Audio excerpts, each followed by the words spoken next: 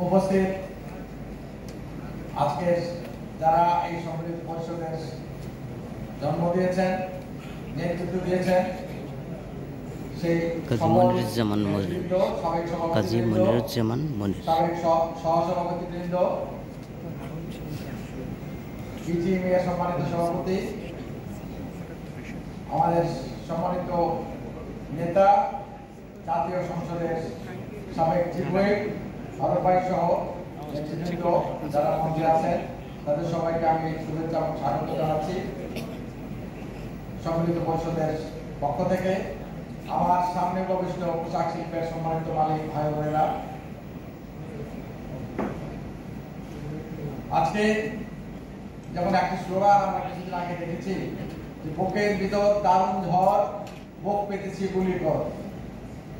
আবু সাইদ এবং মুগ্ধ বুক পেতেছে, তাদের বুক স্বৈরাচারী সরকারের পুলিশ বাহিনীতে ঝাঁঝরা হয়েছে, তাদের রক্তে মাটি ভিজেছে, বাংলাদেশের সৃষ্টি হয়েছে।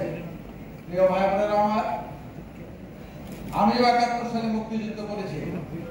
এই মঞ্চ ভূমিষ্ঠ রেজাউল আহমেদ যে মুক্তিযোদ্ধা হিসেবে স্বাধীনতার জন্য যুদ্ধ করেছেন, Z force miss Ziaur Rahman যে বাহিনীর নেতৃত্বে ছিলেন, জনাব মোস্তফা গোলাম কুদ্দুস তৎকালীন পুলিশ একাডেমিতে ট্রেনিং অফিসার হিসেবে কর্মরত ছিলেন। সেখান থেকে সারদা থেকে হেঁটে এসে আগরতলায় গিয়ে মুক্তিযুদ্ধে অংশগ্রহণ করেছেন। এস এম ফজলুল সাহেব উনিও এই মুক্তিযুদ্ধের এক বীর সেনানী, ফারুক ভাই মুক্তিযুদ্ধের বীর সেনানী। আমরাও তাই আজকে ৭১-এর মুক্তিযুদ্ধ, এই যুদ্ধকে বিগত সরকার কলঙ্কিত করেছে, যে মুক্তিযুদ্ধের অর্জনের উপরে তারা কালিমা লেপন করেছে। আজকে আমি যেটা বললাম, মুগ্ধ এবং আবু সাইদরা সেই কলঙ্ক মোচন করে বাংলাদেশকে এক নতুন পথে তারা যাত্রা করিয়েছে। সেই যাত্রায় আমরাও তার সাথে শামিল আছি।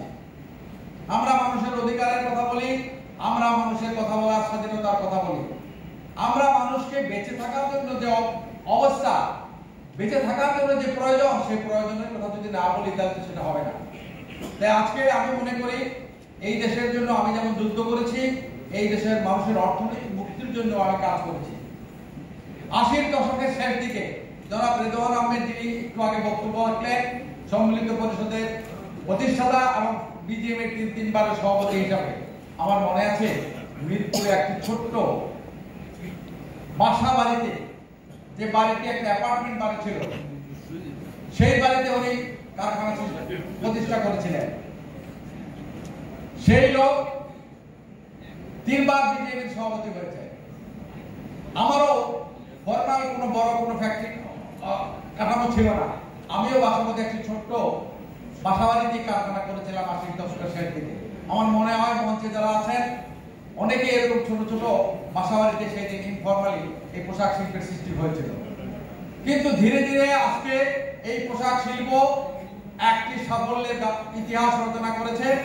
সেই সাফল্যের ইতিহাসে আমি মনে করি আজকে যে আকাশচুম্বী তার অর্জন, এই অর্জনের পিছনে সম্মিলিত পরিষদের ভূমিকাই সবচেয়ে বেশি। কারণ ভূমিকা যদি না থাকতো, এতগুলি লোক কিন্তু সম্মিলিত পরিষদ থেকে বারবার আমার মালিক ভাই বোনেরা ভোট দিয়ে নির্বাচিত করতো না।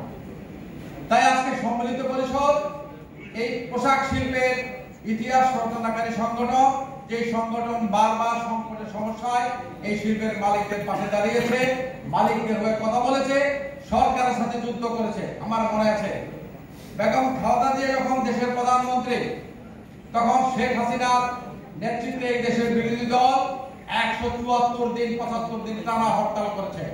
সেই হরতালে অনেক শিল্প মালিক এই ব্যবসা ছেড়ে পালিয়েছে, কারণ তাদের পক্ষে সেই শিল্প চালানো সম্ভব ছিল না।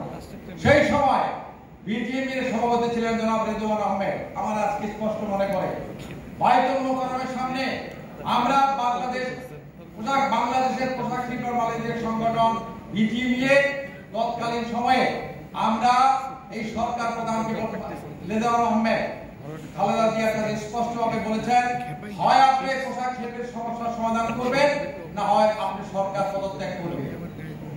এই শিল্পের প্রতি আমাদের দায়িত্ববোধ, আমাদের কর্তব্য, আমাদের ভালোবাসায় আমরা প্রকাশ করেছি। আমরা কিন্তু শুধুমাত্র এই পোশাক শিল্পের আমরা দায়িত্ব নিয়ে নেতৃত্ব নিয়ে এটা আমার ব্যক্তিগত প্রয়োজনে কাজে লাগাই না। আমরা এই সংগঠন এই শিল্প রক্ষা করার জন্য আমরা কাজ করেছি। আমরা আমাদের ক্ষমতা রাখার জন্য এই শিল্প সরকারের দালালি করি না। সরকারের পক্ষে বিপক্ষে আমরা কথা বলেছি। সরকার থেকে সহযোগিতা অবশ্যই লাগবে, কিন্তু সরকার যদি শিল্পকে সহযোগিতা না করে সেই কথা কি আমরা স্পষ্ট করে বলতে পারবো না? নিশ্চয়ই বলতে পারবো, বলতে হবে। আমরা বলতে পারি বলেই তো আমরা সম্মিলিত পরিষদ, বলতে পারি বলেই তো আমরা সফল। আজকে আমি এখানে একটা কথাই বলতে চাই, আমরা এবং ফোরাম বারবার নির্বাচন করেছি, আমরা বারবার জিতেছি, তারা অনেকবার হেরেছে, আমরা অনেকবার জিতেছি। আমরা এবারও জিতবো ইনশাআল্লাহ। যদি আপনারা ঐক্যবদ্ধ থাকেন নিশ্চয়ই আমরা জিতবো। এই জেতার পেছনে শক্তি আপনারা, আপনাদের সমর্থন, আপনাদের সহযোগিতা আমাদের বিজয়ের অন্যতম প্রধান কারণ, অন্যতম প্রধান শক্তি। সেই শক্তি আপনারা বারবার জুগিয়েছেন, এবারও আপনারা দিবেন। কারণ আজকে আমি মনে করি এই পোশাক শিল্পের আজকের যে অর্জন, আজকের যে সাফল্য, আজকের যে অবস্থান, এই অবস্থান আপনারাই তৈরি করেছেন, আপনারাই এইটার অর্জনের মূল কারিগর। তাই আমি আজকে আবুল কালাম, যিনি আজকে আমাদের দলের নেতৃত্ব দিবেন, আনুষ্ঠানিকভাবে হয়তো একটু পরে আমরা ঘোষণা করব, কিন্তু আবুল কালামের নাম ফারুক ভাই, রেদওয়ান সাহেব ওনারা হয়তো ঘোষণা করে দিয়েছেন। এটা আমরা লুকিয়ে চাপিয়ে রাখার কোনো ব্যাপার নয়। আবুল কালাম সাহেবকে আমরা আনুষ্ঠানিকভাবে আজকে দলনেতা ঘোষণা করব।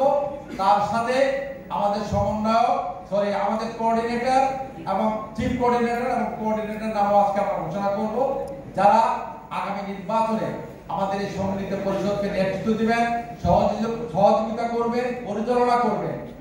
তাদের নেতৃত্বে আমি মনে করি সম্মিলিত পরিষদ আবারও বিজয়ী হবে। এই প্রত্যাশা রেখে আমি আজকে যারা এখানে এসেছেন তাদের সবাইকে সম্মিলিত পরিষদের পক্ষ থেকে আমি আবার আপনাদের সবাইকে আরেকবার ধন্যবাদ জানাবো। এবং আমি মনে করি আপনারা যারা মঞ্চে আছেন, এই মঞ্চের প্রত্যেকটি সাবেক সভাপতি আজকের এই দুর্যোগপূর্ণ সময়ে, আজকে থেকে 10-15 বছর আগে সম্মিলিত পরিষদ যেভাবে সংগঠিত ছিল, আজকে নানা কারণে এর মধ্যে একটু অগোচর ভাব আছে, এটা আমি অস্বীকার করবো না।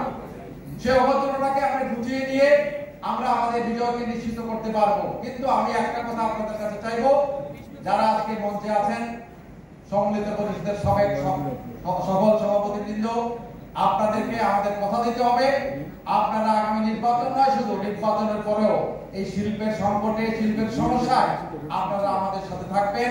কারণ আজকে এই শিল্পের সমস্যা যত বড়, 20 বছর আগে এই সমস্যা তো বড় ছিল না। আজকের এই সমস্যায় যদি আমরা যৌথ নেতৃত্ব দিতে হয়, শুধু কালাম সভাপতি নির্বাচিত হলেই উনি সফল হবেন এটা আমি বিশ্বাস করি না। কালামকে সফল করতে হলে, সম্মিলিত পরিষদকে সফল করতে হলে, এই শিল্পকে এই সংকট, এই দুর্যোগ থেকে রক্ষা করতে হলে আমাদের যৌথ নেতৃত্বের প্রয়োজন যদি হয়, সেখানে আমরা ঐক্যবদ্ধভাবে সাবেক সভাপতিবৃন্দ যারা দীর্ঘ অভিজ্ঞতায় অভিজ্ঞ, তাদের প্রত্যেককে আমাদের সাথে চাই। সেই ওয়াদা আজকে আপনারা আমাদের সাথে করবেন, সেই প্রত্যাশা করে আমাদের এই সফলতার পিছনে যারা কাজ করেছেন তাদের সবাইকে আরেকবার সম্মিলিত পরিষদের পক্ষ থেকে অভিনন্দন এবং শুভেচ্ছা জানিয়ে আজকে এখানে আসার জন্য ধন্যবাদ জানিয়ে আমি আমার বক্তব্য শেষ করলাম। এরপরে আমরা আনুষ্ঠানিকভাবে আমাদের দলনেতা ঘোষণা করার পরে উনি ওনার বক্তব্য রাখবেন। আর আমাদের আরেক সভাপতি ফজলুল হক ভাই যে অনেকগুলি কথা বলেছেন, সমস্যার কথা বলেছেন, সমাধানের কথা বলেছেন, উনি চিন্তা করেছেন, অনেক ভালো চিন্তা উনি করেছেন। আমরা সম্মিলিত পরিষদের পক্ষ থেকে যখন নির্বাচনী ম্যানিফেস্টো ঘোষণা করব, এই সমস্যাগুলি আমরা উল্লেখ করব, সমাধানটা আমরা উল্লেখ করব, সেগুলি মালিকদের সামনে আমরা উপস্থাপন করব, সেগুলি সমাধান করার জন্য, অর্জন করার জন্য যা যা পদক্ষেপ নেওয়া দরকার সেই পদক্ষেপ আমরা যত সময়ে যখন যেটা নেওয়া দরকার সেটা আমরা ইনশাআল্লাহ করব।